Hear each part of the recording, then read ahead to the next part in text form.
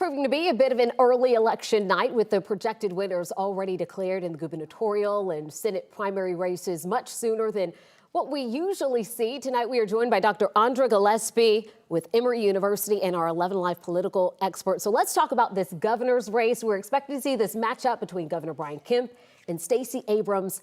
What do you think might be different this go around? Well, it's going to be very different than it was in 2018. 2018 was an open seat contest. Now, Brian Kemp is the incumbent, and running against an incumbent is going to be a lot different than running against another challenger for Stacey Abrams. The other thing that's different is the national political climate is actually more favorable to Republicans this cycle than it was in 2018. So the Democrats have headwinds that they're going to have to encounter, but I expect that Abrams is going to do the same thing that she did in 2018.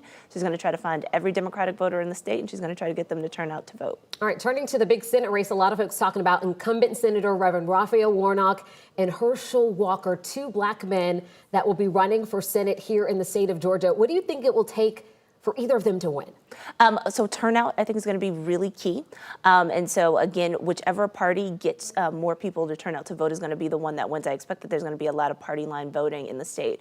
One of the things that I'm anticipating is that there's going to be a lot of religious imagery in the state. Walker's speech alluded to it. He's already talked about the paradox of the pro-choice pastor, and I think he's going to try to leverage that. And he might actually do a more effective job landing body blows against Herschel Walker than Kelly Loeffler did trying to call into question Black liberation theology in 2020.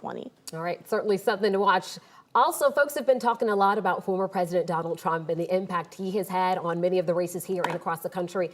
He was backing many candidates. Some were favorable, some successful, some not successful. What impact do you think the former president will have moving into the fall? Well, President Trump didn't have a good night tonight here in Georgia. I don't know if that's necessarily going to chasten him, and he could be a bit of a wild card in this particular race. I think people have learned the limits of the endorsement strategy. If you don't have the other pieces of your campaign together, having an endorsement from Donald Trump isn't necessarily going to save you this time around.